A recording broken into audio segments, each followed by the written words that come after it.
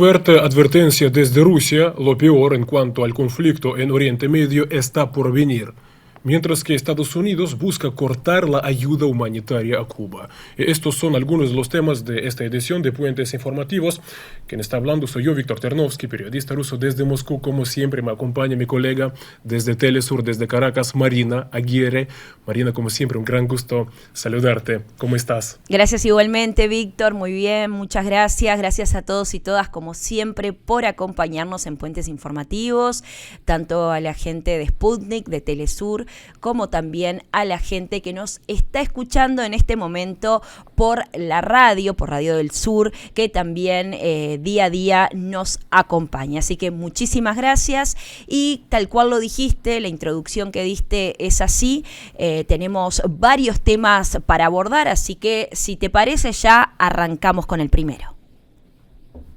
De acuerdo.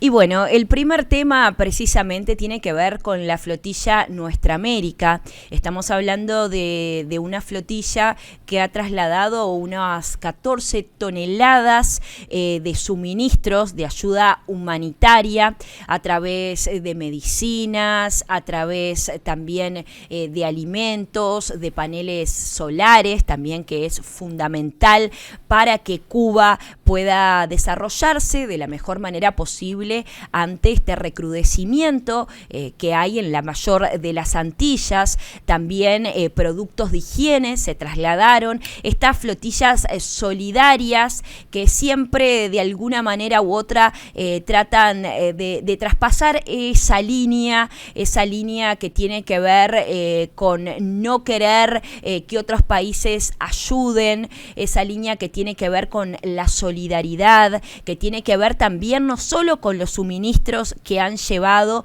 sino que también tiene que ver con la palabra, porque llevan determinados suministros, como bien los mencionamos, que son esenciales, que es un plan de emergencia que se necesita ya, pero al mismo tiempo también se está dando una lección, se está diciendo que se necesita esta ayuda humanitaria, que hay gente solidaria, sin lugar a duda, que quiere ayudar a otras personas que más lo necesitan.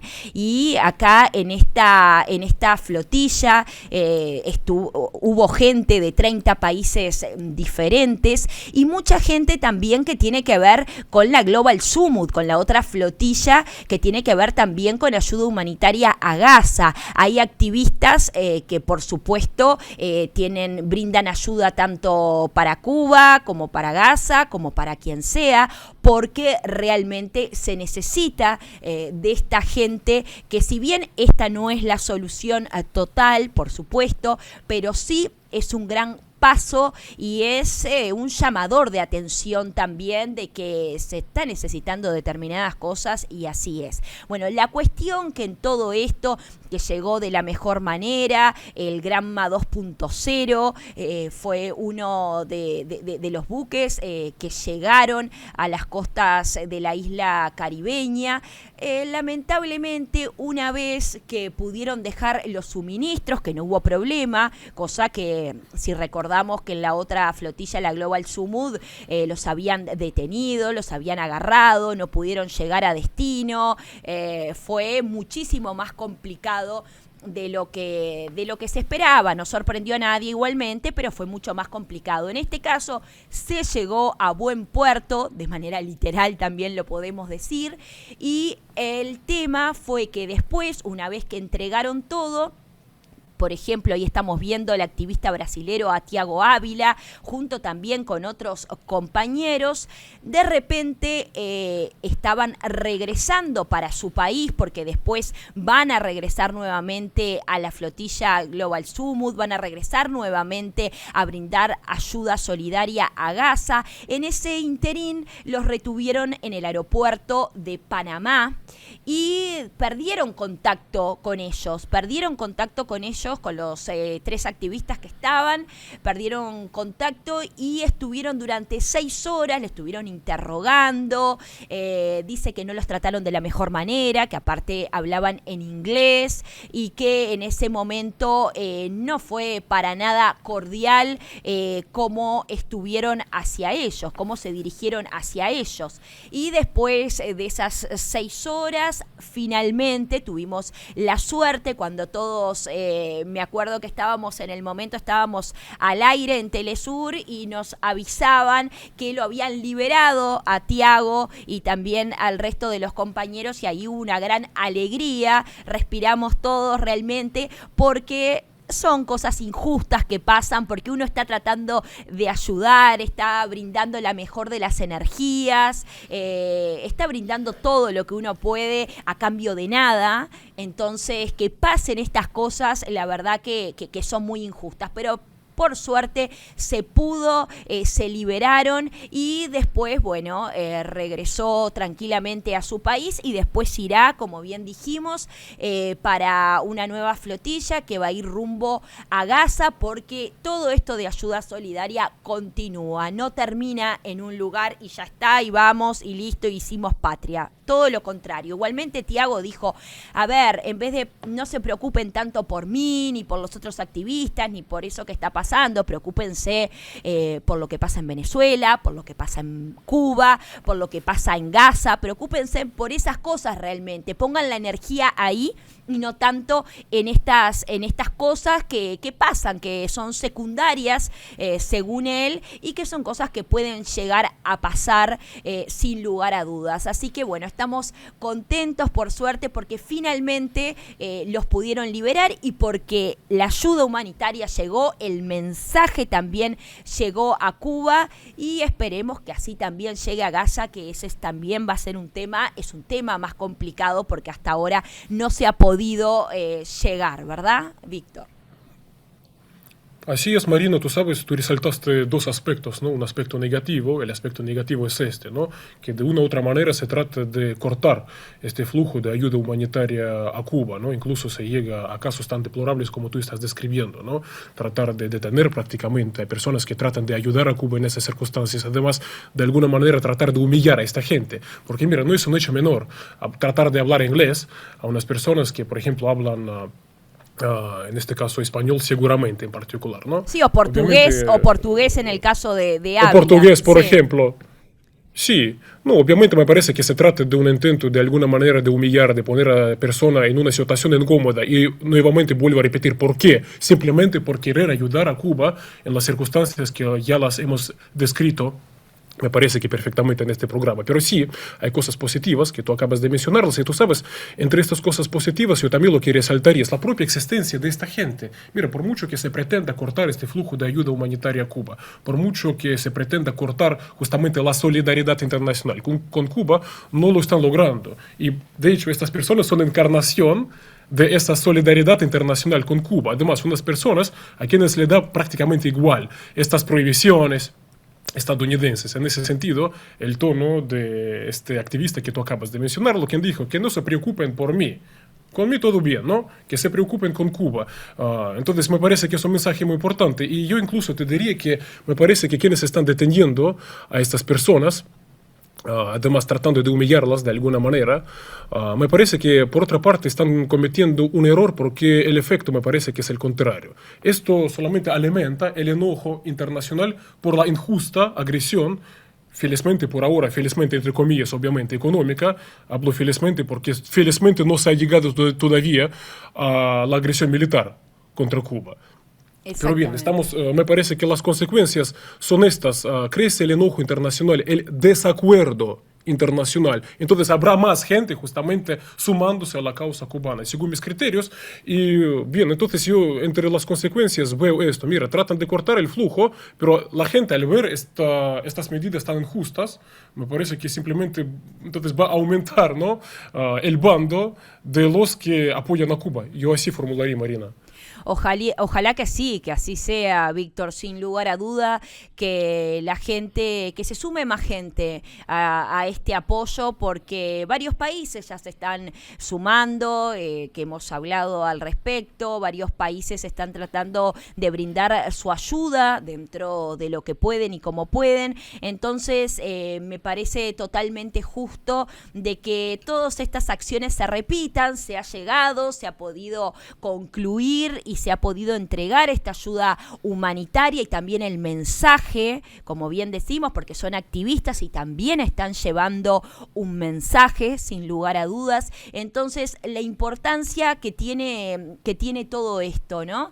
Y entonces, también decir que, bueno, como dijimos hace un rato, no es la primera vez que los secuestran, que los tienen retenidos, que le hacen pasar malos momentos. Y así todo, siguen adelante, siguen llevando soluciones, siguen esperanzados de que realmente se pueda ayudar a los más necesitados, a los que realmente lo precisan. Y siempre, como bien lo mencionaste, Víctor, como lo habíamos dicho hace un rato, el tema de no se preocupen por nosotros, preocúpense por las otras personas que son los que realmente la están pasando mal, y en este caso específico que hablamos de Cuba, por este recrudecimiento que ya sabemos por parte de Estados Unidos, que tienen al pueblo prácticamente sin nada, más allá de todos los más de 60 años de las 6 décadas de bloqueo.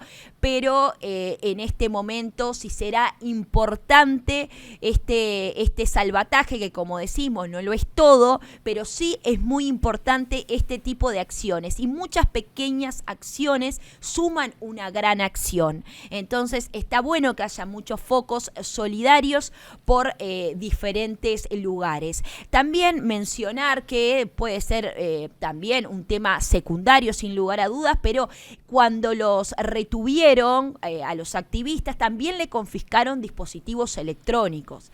Recordemos también que es importante, es todo lo que utilizan, porque no es solo llevar la palabra, no es solo llevar la ayuda, sino también tratar de alguna manera narrar, mostrar determinadas situaciones que se están viviendo. Ahí que estamos viendo las imágenes, que estamos viendo al activista brasilero, que estamos viendo a Tiago Ávila.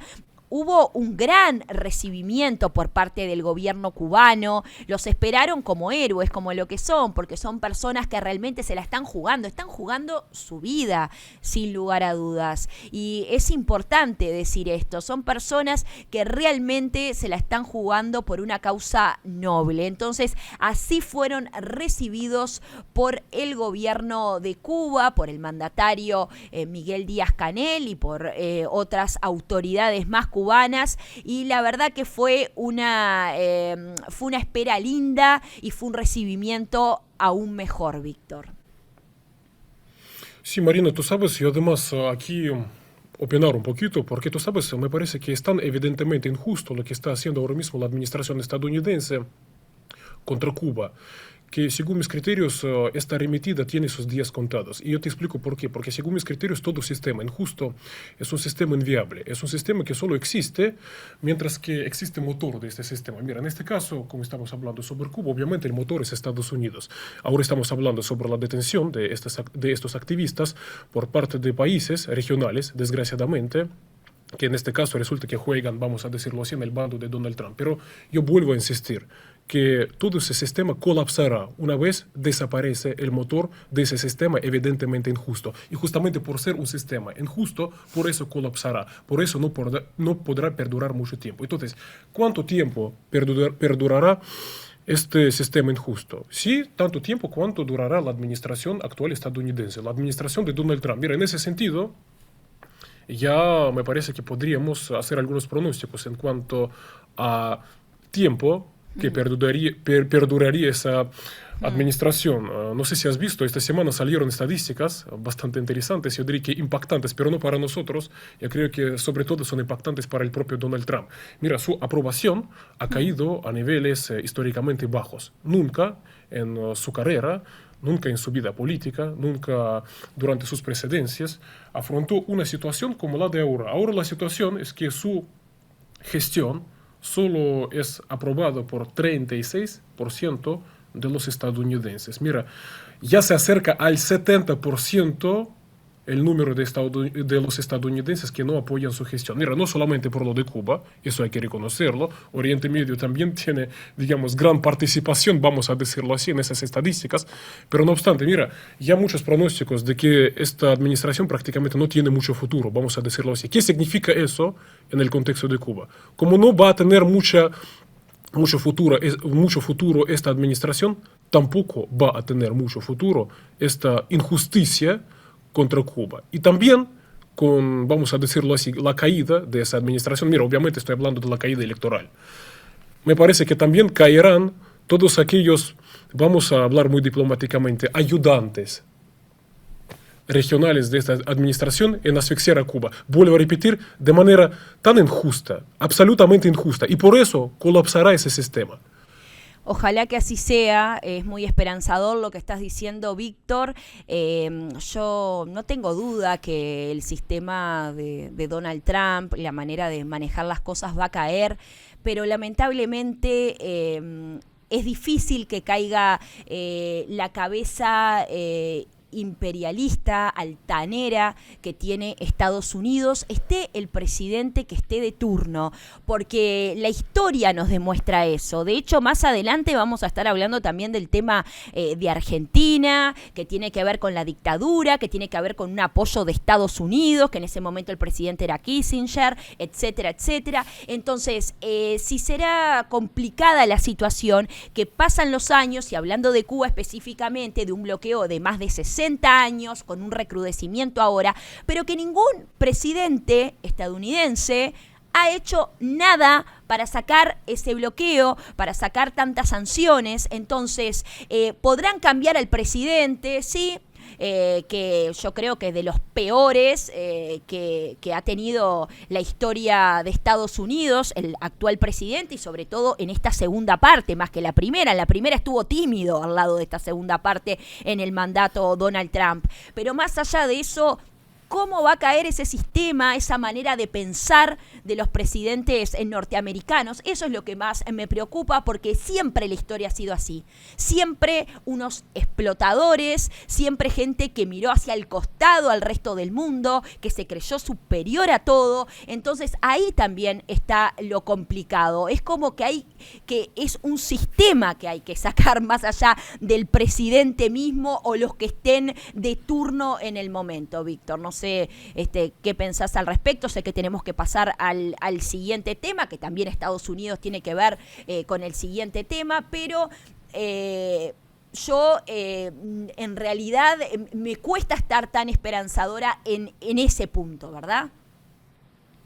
Sí, Marina, tú sabes, yo coincido contigo. Por otra parte, si vamos a hablar, y sí, pasamos al siguiente tema, pero reaccionar, sí, y decirte un pequeño comentario, porque mira, sí, hablando sobre sistema en términos muy grandes, yo coincido contigo, es que estamos asistiendo, digamos, a algo muy potente, vamos a decirlo así, a un monstruo que no se puede despreciarlo. Pero mira, si vamos a hablar sobre un sistema muy preciso, el sistema de Donald Trump, me parece que ese sistema ya estamos viendo cómo se está desmoronando. Mira, vamos a hablar en este programa sobre el caso iraní, no vamos a adelantarlo, pero tú sabes, incluso en el caso cubano lo estamos viendo. ¿Tú sabes a qué me refiero?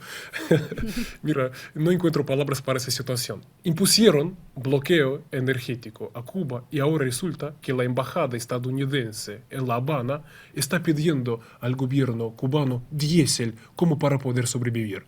Mira, me parece que primero, por una parte, habla mucho justamente sobre esa cara dura que tienen, pero por otra parte, mira, está solicitando la embajada del hegemón, de la potencia, diésel al gobierno cubano, un gobierno cubano al que pretendieron asfixiarlo, pero están fracasando en muchos puntos de este planeta, no solamente contra Cuba. Eso de manera que el de... sistema de Donald Trump, mira, me parece que no es eterno, para nada. No, eso que acabas de decir me hace acordar cuando Donald Trump dijo, qué linda isla, es preciosa Cuba, qué pintoresca, pero ¿cómo le falta tantas cosas? Mi amor, le falta cosas por culpa de ustedes, precisamente. Entonces acá estamos en la misma con lo que decías recién del diésel. No. Increíble todo, pero bueno, el pez por la boca muere de alguna manera, así que veremos cómo prosigue todo. Y si te parece, Víctor, pasamos al siguiente tema, que como siempre Estados Unidos también es transversal a todo.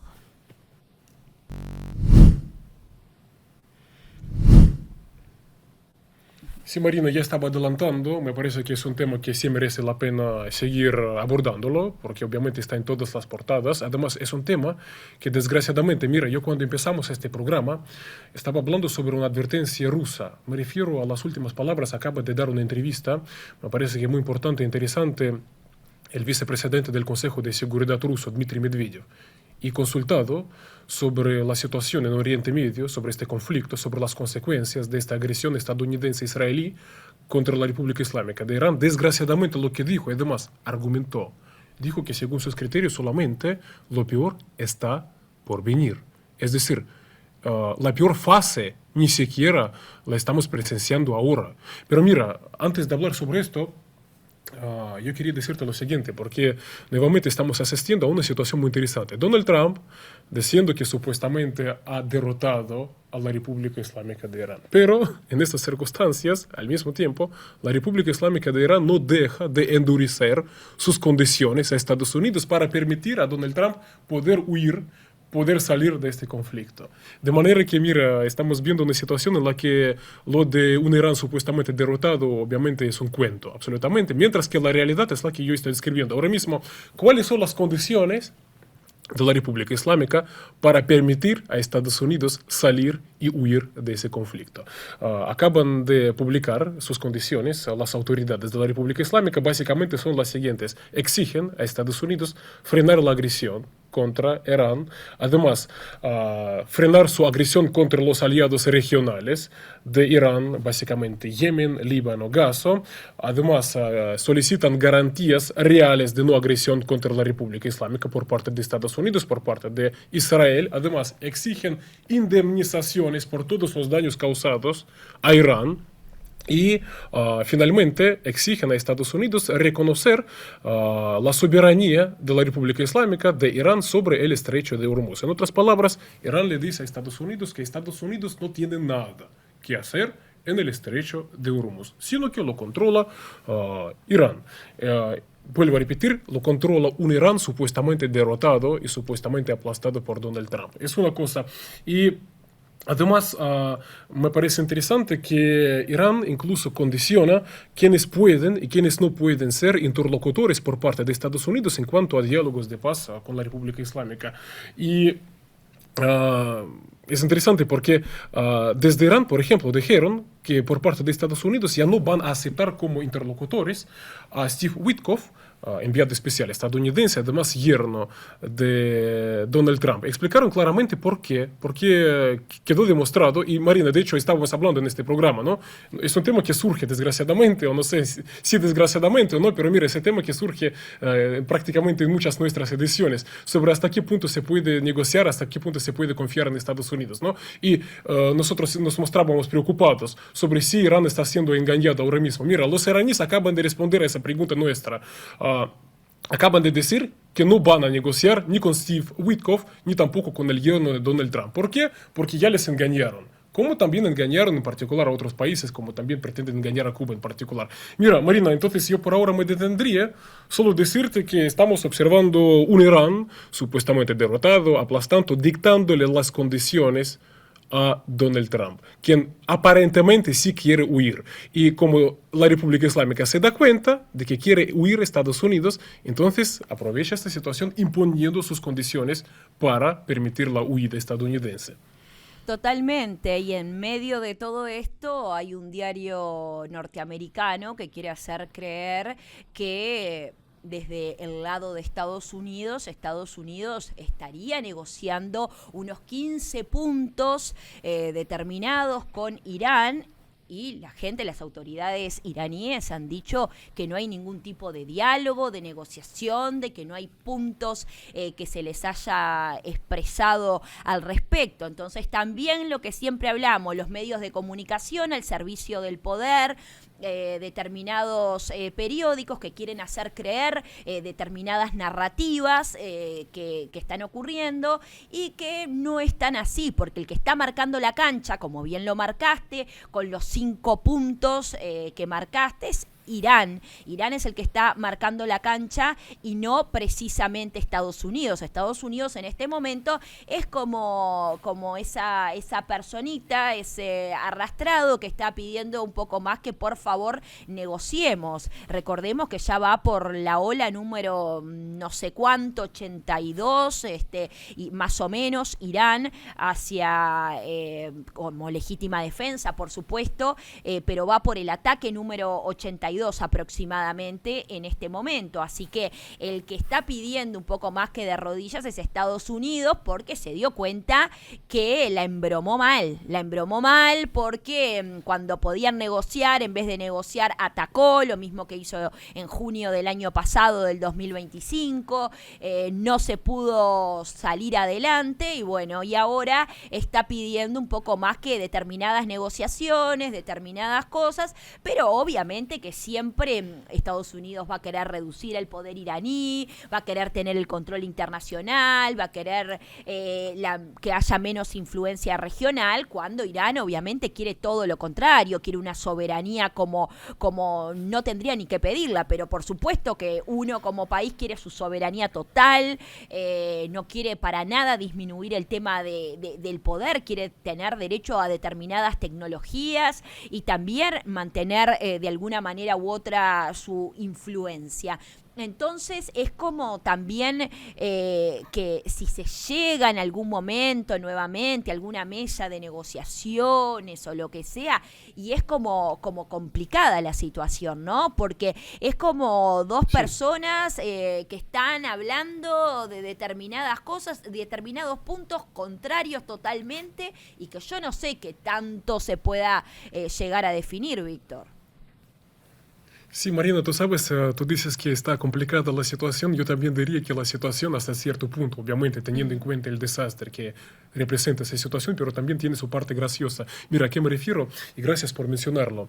Ese supuesto acuerdo de paz que supuestamente están negociando ahora mismo Estados Unidos e Irán de 15 puntos, incluso algunos medios llegaron a publicar algunos de esos puntos. Básicamente, ¿de qué se trata? Supuestamente están negociando ahora mismo según Donald Trump. Mira, ¿qué es lo que además está diciendo Donald Trump? Que supuestamente está en contacto con algunas figuras poderosas allá en la República Islámica. Ya lograron avanzar en acordar algunos de los puntos de este futuro acuerdo de paz. ¿Cuáles son esos puntos? Algunos medios ya lo publicaron. Supuestamente, según ese documento, Irán acepta abandonar su programa nuclear, dejar de enriquecer el uranio, transferir sus existencias de uranio enriquecido al exterior, dejar de apoyar a sus aliados regionales, abrir el estrecho de Hormuz. Es decir, básicamente se trata de que Irán supuestamente está aceptando en estos momentos, según Donald Trump, una rendición. Tú sabes, mucha gente ahora mismo se pregunta, y hay muchas bromas ahora mismo en las redes, si tú vas a analizar el asunto, porque cuando Donald Trump dice que supuestamente está en conversaciones con algunas figuras poderosas allá en la República Islámica de Irán, muchos temen que en estos mismos momentos Donald Trump simplemente está siendo estafado. Es decir, ¿con quién realmente está conversando Donald Trump? ¿Hasta qué punto de vista realmente son personas que representan la República Islámica de Irán? Y algunos en ese contexto, tú sabes, en esta época de estafas, de todo tipo de engaños, incluso algunos se preocupan por las cuentas bancarias y por las inmuebles de Donald Trump. Es decir, estas supuestas conversaciones con estas personas podrían acabar en que transfiera su dinero de sus cuentas a personas desconocidas, estas personas supuestamente poderosas en la República Islámica de Irán. Mira, no sé si me explico. Es decir, mucha gente... Hay bromas en torno a que Donald Trump piensa que supuestamente están en conversaciones con la gente de Irán, mientras que simplemente están en conversaciones con algunos estafadores. ¿Por qué? Claro. Porque desde la República Islámica de Irán, en todos niveles, rechazaron que exista algún tipo de diálogo, algún tipo de conversaciones con la República Islámica de Irán. Pero, Marina, tú sabes, para... además explicar, y que no todos, obviamente no todas cosas son graciosas acá para nada, lo que dijo nuestro vicepresidente del Consejo de Seguridad ruso, Dmitry Medvedev, hoy mismo lo dijo en una entrevista, porque consultado sobre cuál es su análisis de lo que está pasando en Oriente Medio, él dijo que su análisis y su pronóstico es bastante grave. ¿De qué se trata? Él dice que esta agresión contra Irán en realidad solamente reafirmó a Irán en la idea de que el armamento nuclear es cuestión de supervivencia.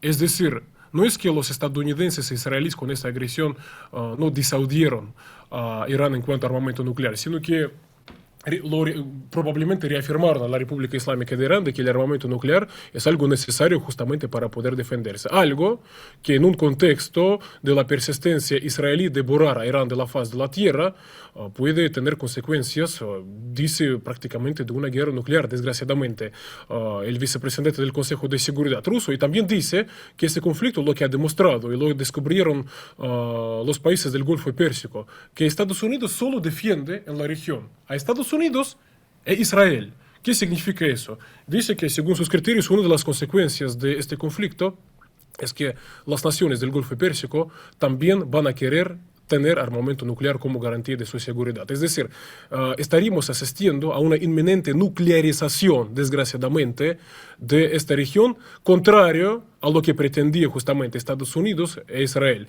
Entonces, desgraciadamente, los pronósticos en ese sentido son bastante preocupantes, y por eso dice que lo peor estaría por venir, desgraciadamente. Bueno, si lo peor está por venir, te digo que con todo lo malo que ha pasado, tal cual lo dijiste, desgraciadamente lo peor está por venir. Porque ¿qué nos queda? ¿Qué queda aún con todas las desgracias, con todo el horror que está pasando, con toda la cantidad de muertes, de heridos? Etcétera. A raíz de todo esto y a raíz de esos 15 puntos de que se están desmintiendo por parte de autoridades iraníes, como bien habíamos dicho, que son periódicos norteamericanos que los quisieron poner, la gente también dice a todo esto qué pasa con Israel, si están esos 15 puntos, también en las negociaciones. Y bueno, a ver, recordemos, les respondo, que Donald Trump es el monigote, es el títere de Netanyahu. O sea, Israel está en todo este tipo de respaldo de negociaciones, en respaldo de determinados puntos que si realmente quiso marcar Estados Unidos o quiere marcar o quiere hablar. A ver, las operaciones militares son conjuntas, son organizadas entre Israel y Estados Unidos, así que por más que uno hable de que Estados Unidos está queriendo negociar, está queriendo poner determinados puntos, está haciendo determinadas acciones que al parecer no serían así, pero supongamos que fueran así, Israel es el que está encima de todo eso. A ver, Donald Trump no es un bebito de que lo llevan de acá para allá de las narices, pero por otro lado termina siendo como una mascotita y ya no sabe, no está haciendo las cosas bien, porque ya no sabe ni cómo actuar, no está actuando de la mejor manera, se está dando cuenta, como dijimos hace un rato, que la embromó con Irán, entonces es como que también está muy atado a otros poderes más grandes como es Netanyahu. No es que, a ver, hay gente que todavía sigue pensando quién es el que domina a quién, si Donald Trump a Netanyahu o Netanyahu a Donald Trump. Vamos arriba, ¿no? Ya tendría que estar más que clara la situación, Víctor. Sí, Marín, tú sabes, además es interesante que no es que solamente nosotros, por ejemplo, en este programa estamos denunciando, según mis criterios, simplemente constatando la gran influencia que tiene Israel en el actuar estadounidense en la zona, ¿no? Pero tú sabes, además, esta idea está creciendo en las propias fuerzas militares estadounidenses, porque salió la publicación, o salieron varias publicaciones en la prensa occidental, justamente en estos momentos, donde se está diciendo que las propias fuerzas estadounidenses está creciendo la convicción de que esta guerra es en contra de los intereses estadounidenses y solamente responde a los intereses de Israel. Incluso un gran medio estadounidense salió con el siguiente titular, donde en el título ya están citando a un soldado estadounidense, quien dice: no queremos morir por Israel. Y de hecho, ahora mismo muchos militares pretenden de una u otra manera, cueste lo que cueste, evitar ser enviados a Oriente Medio. De manera que cuando Donald Trump habla sobre una supuesta operación terrestre, en realidad, en la práctica, hacerlo sería más que complejo. Además que, obviamente, el inminente fracaso de esa operación terrestre, mira, yo cuando estoy hablando de fracaso, no es que yo estoy acá diciendo que seguramente habría un fracaso, pero mira, las bajas entre los estadounidenses son bajas inevitables. ¿Cuáles son las cosas que lo están diciendo, que lo están demostrando? Por ejemplo, mira, tú sabes, se está hablando mucho sobre la pretensión estadounidense de poner botas en la isla de Hark, isla iraní, muy importante para Irán. Se trata de un importante punto de almacenamiento y distribución de gas y petróleo de la República Islámica de Irán. De ahí quiere Estados Unidos, quiere Donald Trump desplegar allá tropas en esta isla para tratar de asfixiar económicamente a la República Islámica de Irán. ¿Pero por qué lo estoy mencionando? Justamente por estos días están saliendo las imágenes demostrando cómo Irán está fortaleciendo militarmente tanto esta isla como también las regiones adyacentes. Es decir, una operación terrestre inmediatamente se traduciría en ataques contra los soldados estadounidenses, quienes procurarían pisar el terreno iraní. Bien, entonces solamente decirte que obviamente una operación terrestre de ninguna manera le responde a los intereses de Donald Trump, y aunque quisiera hacerlo, estamos viendo los ánimos en las propias fuerzas estadounidenses. De manera que sí, Marina, tú cuando dices sobre el factor israelí, yo te vuelvo a repetir, no solamente nosotros lo estamos diciendo, los propios soldados estadounidenses dicen, no, eso no lo queremos, no queremos morir por Israel. Si Israel tiene algún problema con Irán, que entonces Israel lo tenga, pero no, nosotros no queremos nada que ver con eso. Totalmente, Víctor. Para que ellos mismos lo digan, imagínate lo que será la situación precisamente. Pero ahora nos están diciendo que tenemos que pasar al siguiente tema, así que si te parece, ya vamos con el próximo.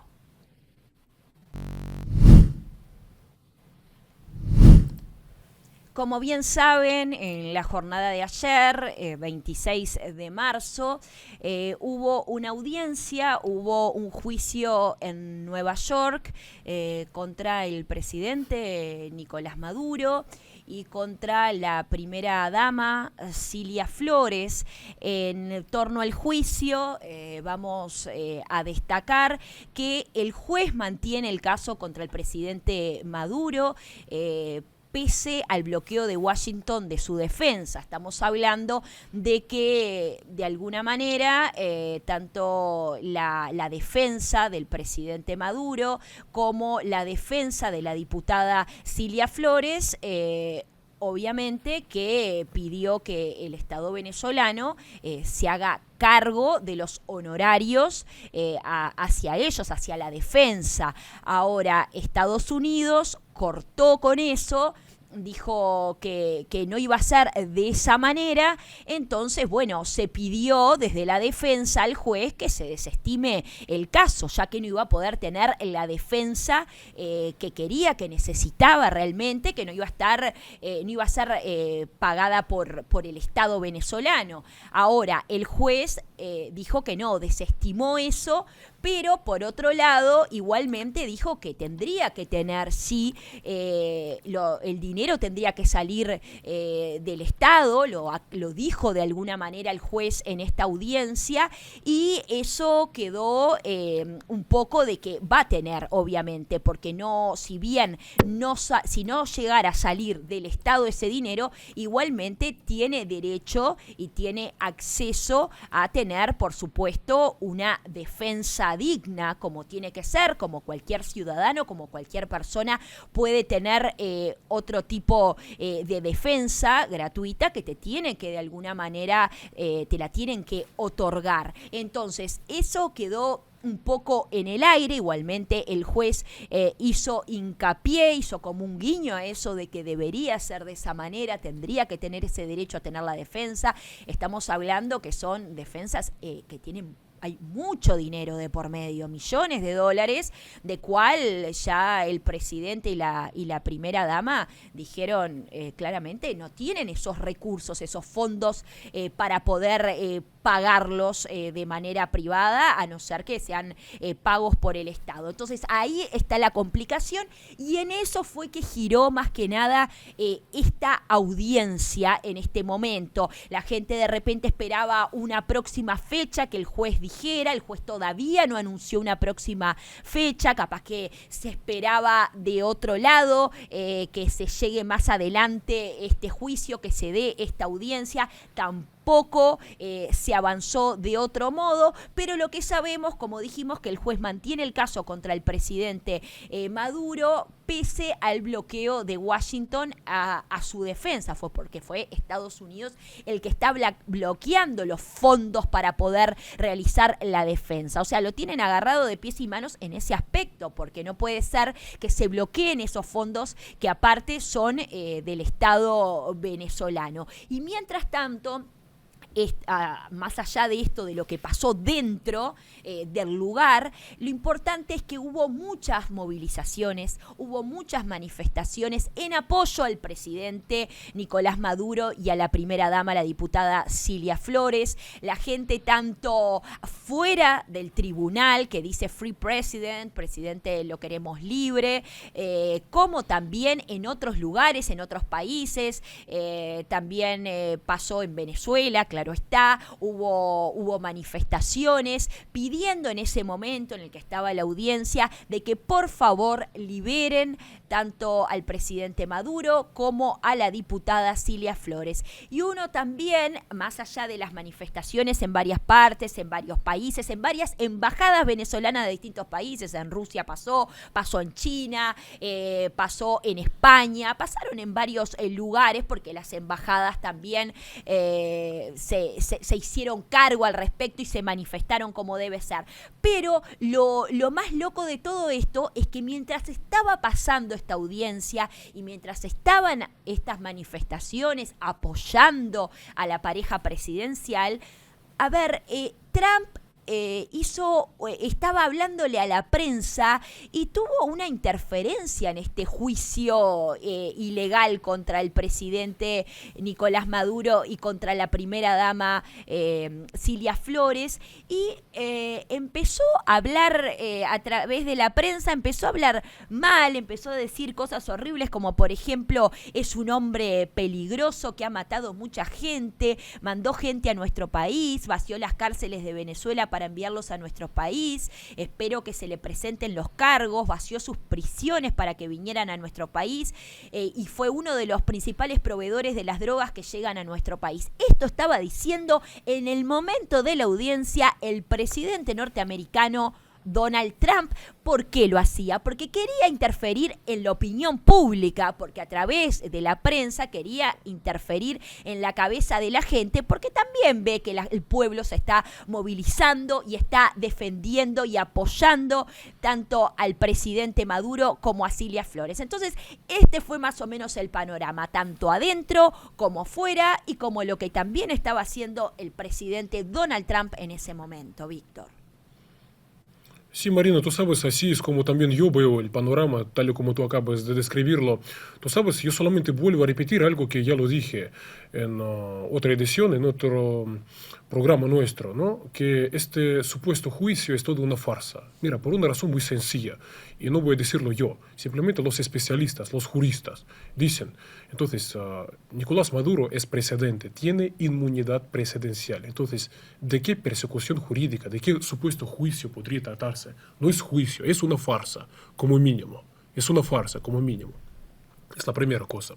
Tú sabes, la segunda cosa que quiero decir yo, sí, además, mira, me parece muy importante lo que tú estabas hablando sobre esa abierta injerencia, y algo que también me llamó la atención muchísimo, la injerencia de Donald Trump en el proceso judicial, algo que por su parte habla también muchísimo sobre la supuesta justicia estadounidense. Estamos viendo a un presidente y su injerencia tan abierta en el proceso supuestamente judicial, por una parte.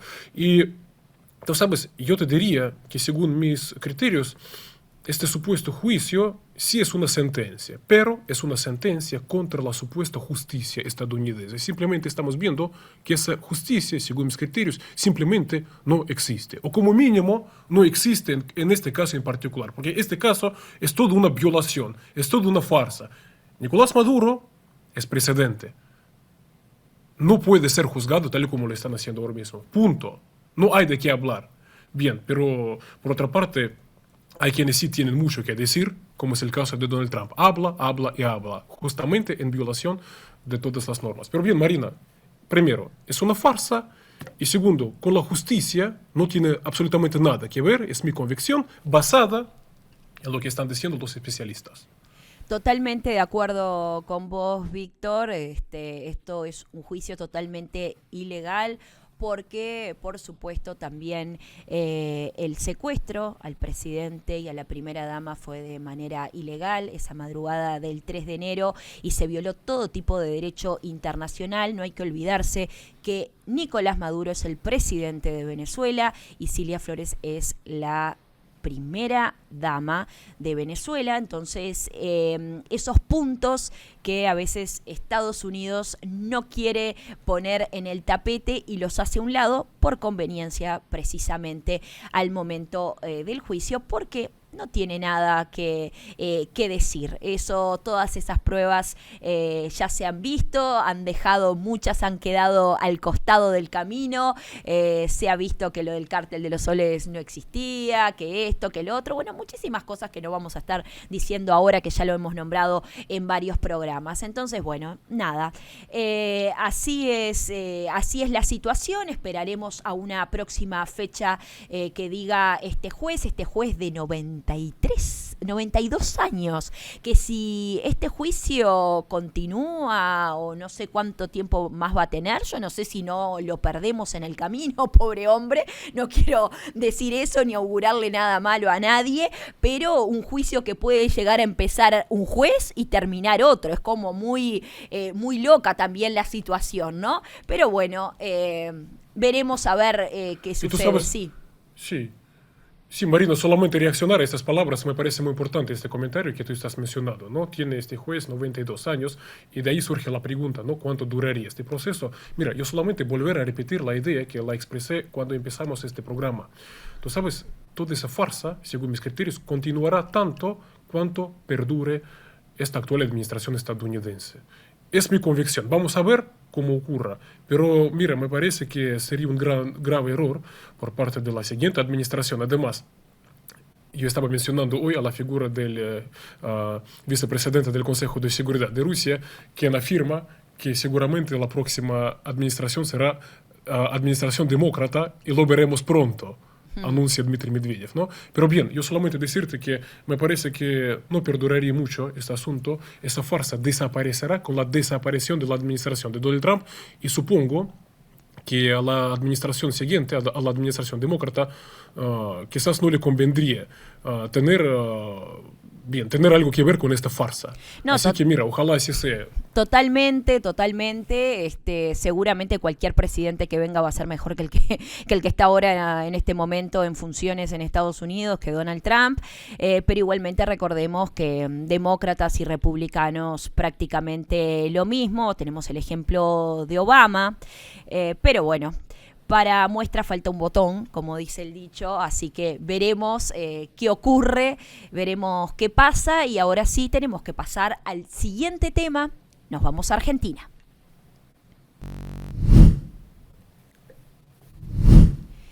Bueno, en la República Argentina, el 24 de marzo, se cumplieron 50 años del golpe de Estado, 1976. Fue el golpe de Estado el 24 de marzo a 2026. Como saldo de este golpe de Estado hubo 30.000 desaparecidos, hubo robos de bebés, que en su momento fueron 500 y pico, hoy en día, como se fueron encontrando el paradero de los mismos, quedan unos 300, tal cual lo dijo la abuela, la presidenta de Abuelas de Plaza de Mayo, Estela de Carlotto, quedan 300, Estela de Carlotto también aclaró que más allá continúan con la búsqueda, continúan con esta búsqueda de ADN para poder seguir uniendo familias, pero obviamente con un Estado ausente, con un Estado mirando hacia el otro lado, ¿no? El Estado, estamos hablando, su presidente Javier Milei y su gente, por supuesto, ¿no? Que ha recortado en muchas políticas públicas, ha recortado en políticas que también ayudaban a esclarecer estas desapariciones, a tratar de encontrar a las familias, a tratar de reunirlas, como hacen las abuelas de Plaza de Mayo, sin lugar a duda, como tratan cada momento, cuando uno dice, encontraron al nieto número ciento no sé qué, encontraron al nieto número tanto, y que finalmente pueden estar y ver cuál era su familia, saber su identidad, reencontrarse de alguna manera u otra. Entonces, hubo manifestaciones en la República Argentina, sobre todo una muy importante en Buenos Aires. Así que vamos a ver primero que nada el siguiente video. Se cumplen 50 años del golpe de Estado que estableció una dictadura militar en Argentina. El proceso fue encabezado por Jorge Rafael Videla y se extendió desde el año 1976 hasta 1983. El derrocamiento de la entonces presidenta Isabel Perón dio inicio a una política de terrorismo de Estado. Según los registros, esta gestión implicó la violación de derechos humanos de ciudadanos argentinos. Las fuerzas represivas ejecutaron y desaparecieron a personas que manifestaron oposición al régimen, incluyendo a obreros, sindicalistas y estudiantes. Diversos disidentes fueron trasladados a centros clandestinos de detención, entre los cuales se destaca la ESMA. En estos espacios se aplicaron métodos de tortura. Asimismo, se documentó la confiscación de bienes y la apropiación de hijos de detenidos, quienes fueron entregados a otras familias. El sistema de represión se coordinó a nivel regional mediante el Plan Cóndor, una alianza establecida con las dictaduras de Chile, Brasil, Uruguay, Paraguay y Bolivia para localizar y perseguir a opositores políticos fuera de las fronteras nacionales. El fin de la dictadura en Argentina se contabiliza con una cifra de al menos 30.000 personas muertas y desaparecidas. Estos hechos marcaron una herida profunda en el tejido social argentino. Recordar cómo fue y los resultados del funcionamiento del llamado Plan Cóndor sirve como un ejercicio de memoria histórica frente al pacto de silencio que buscó la impunidad.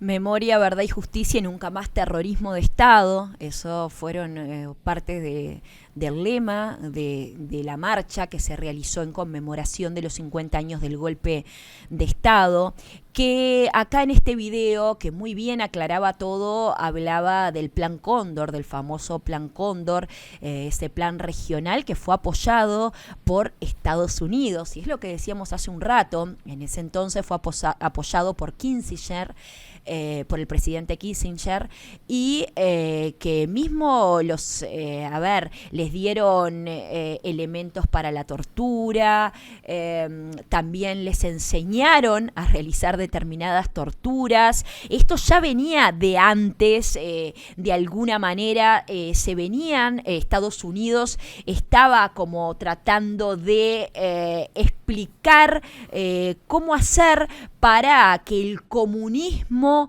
no avance en la región, para que todos estos grupos que trataban de alguna manera de salir para adelante, de luchar, que eran para ellos grupos totalmente diferentes al resto, a lo que era la seguridad y la rectitud, de alguna manera se los pueda castigar, se los pueda reprimir.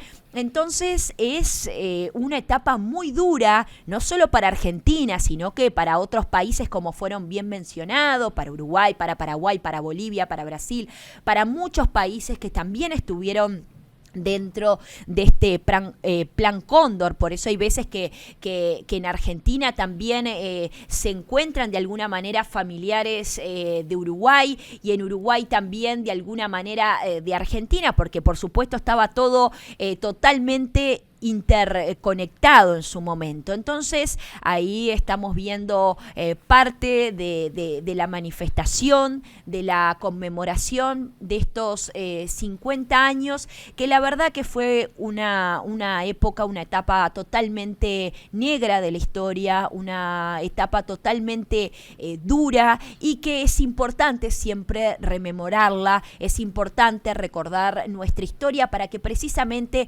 estas cosas no se se vuelvan a repetir, para que estos hechos no vuelvan a ocurrir, no vuelvan a pasar. Ahí estamos viendo imágenes y dice dónde están todas esas partes de 30.000 desaparecidos, porque la gente recién empieza a hacer también su duelo cuando encuentra a sus familiares desaparecidos, cuando encuentra los restos de los familiares desaparecidos, saber de qué manera fue la tortura, de qué manera murieron y dónde también están. Todos tienen derechos y hay personas, hay negacionistas como el presidente argentino Javier Milei, que dice que la cifra no fue de 30.000, que hay que hacerse a un lado, que la historia es pasado, que qué importa, que ya fue, que ya está, que hay que seguir adelante. Y lo que no entienden, que la gente no puede seguir adelante si no hace su duelo de sus desaparecidos. Quiero ver si también les pasará a ellos. Entonces, bueno,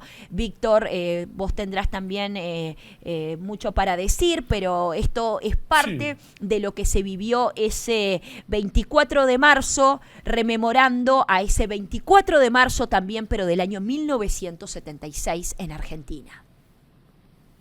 No, Marina, coincido totalmente con lo que tú estabas diciendo. Tú sabes, yo además llamaría la atención sobre el siguiente hecho que me parece muy importante, porque salieron a las calles 1 millón de argentinos. Es una cifra enorme. Además, mira, salieron diciendo nunca más. Según mis criterios, ¿qué quiere decir esto? Que la gente siente el peligro de que esto, sobre lo cual están diciendo nunca más, puede volver a ocurrir. ¿Y por qué tienen ese sentimiento? Me parece que tú acabas de explicarlo. En particular por esas políticas negacionistas de su propio presidente, Javier Milei. Yo por estos días, justamente en el contexto de esta marcha, pude ver muchas denuncias y publicaciones donde se denuncia lo siguiente, porque hay una auténtica arremetida ofensiva por parte del actual gobierno argentino, en particular contra los sitios de memoria. Son sitios donde justamente se estaban ejecutando todos estos desmanes, esas torturas y, digamos, otras atrocidades contra la disidencia argentina en aquel entonces. Mira, ¿qué es lo que está pasando? Aquí estoy citando, entonces, estos sitios enfrentan desfinanciamiento, despidos, censura y autorizaciones ilegales para vender terrenos donde funcionaron centros clandestinos, pese a que la ley exige su preservación. En otras palabras, mira, se pretende primero borrar estos sitios, borrar la memoria, incluso reescribir la historia. La gente lo está viendo y de ahí estamos viendo una cifra verdaderamente enorme, sobre todo teniendo en cuenta que pasaron 40 años desde entonces. Entonces, ¿qué cosas están pasando? Que 1 millón de personas 40 años después salen para decir nunca más. Y tú sabes, Marina, yo cuando estaba viendo estas imágenes, además obviamente escuchando criterios de participantes, testimonios de participantes de estas marchas, entre estas personas, mira, tú estabas mencionando sobre bebés arrancados prácticamente a sus padres, a unos padres a los que nunca pudieron encontrarlos más, ¿no? Pero mira, tú sabes, yo cuando lo estaba viendo, de repente me di cuenta de lo siguiente. En este programa un poquito estábamos abordando, pero no obstante, y Plan Cóndor, que también acabamos de mencionarlo, que tú lo acabas de mencionar, que también se pudo escucharlo en este video. Plan Cóndor. Tú sabes, me parece que esta recientemente celebrada cumbre, Escudo de las Américas, allá en Estados Unidos, protagonizada por Donald Trump y por sus aliados regionales, me parece que en realidad a lo que estábamos asistiendo es al lanzamiento de una nueva Operación Cóndor.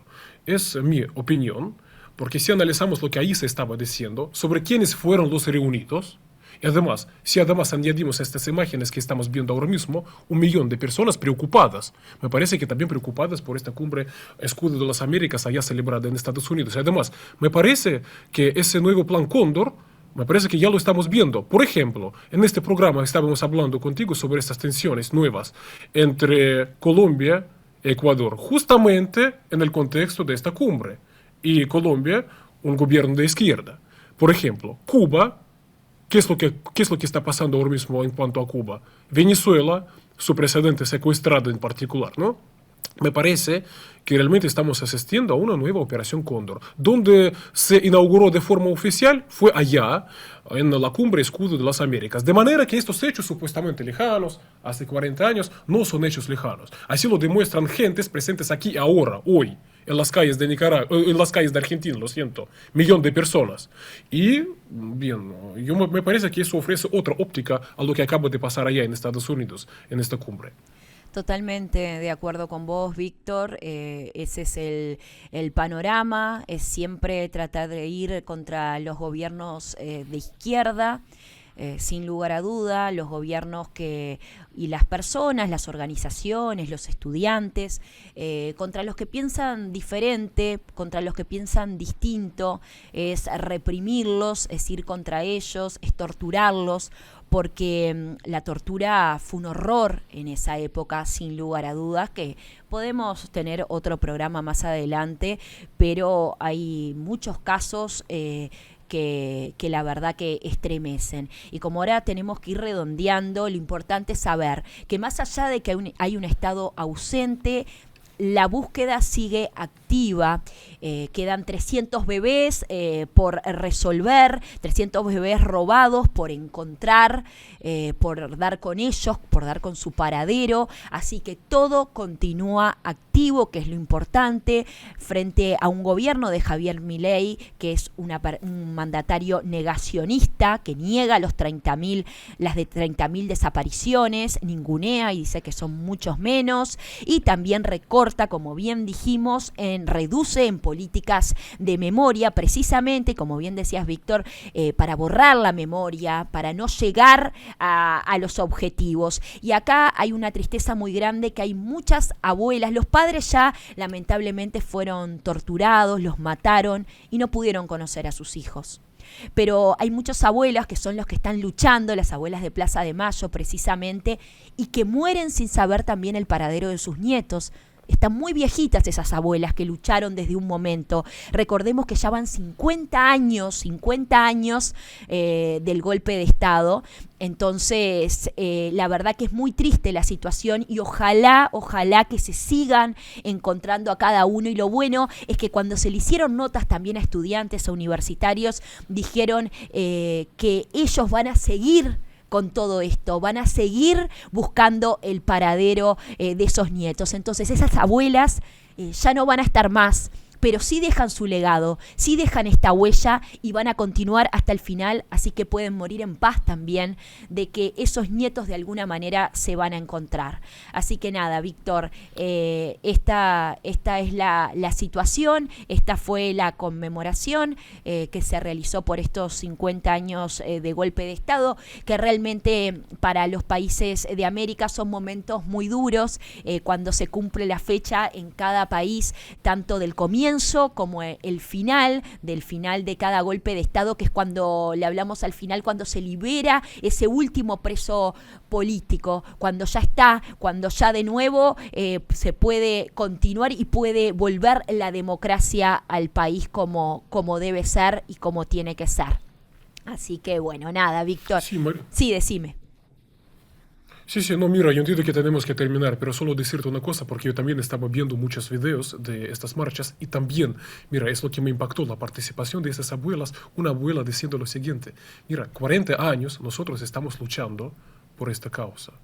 Bien, eso demuestra qué tipo de personas son, qué tipo de personas tan robustas y fuertes son. En otras palabras, todo ese negacionismo de Javier Milei y la pretensión de ojalá que no, pero volver a imponer aquella época. Mira, con este tipo de personas, como estas abuelas que tú acabas de mencionar, todas estas pretensiones prácticamente están abocadas al fracaso. Gracias a esas abuelas que también nos inspiran a nosotros, a la gente joven. Mira, a mí estas abuelas me inspiraron muchísimo, que hay que luchar sí o sí por causas justas. Mira, porque una abuela 40 años luchando por una causa justa.